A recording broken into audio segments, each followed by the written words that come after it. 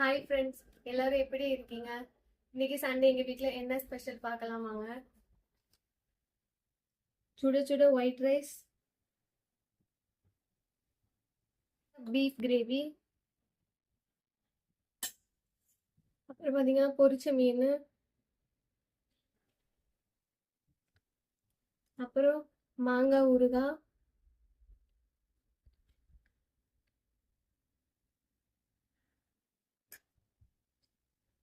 அப்புறம் பார்த்தீங்கன்னா பீஃப் பொரிச்சது,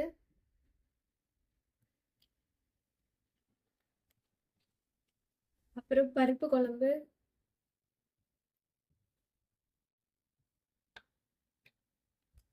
அப்புறம் பார்த்தீங்கன்னா ஸ்ட்ராபெரி மாம்பழம்.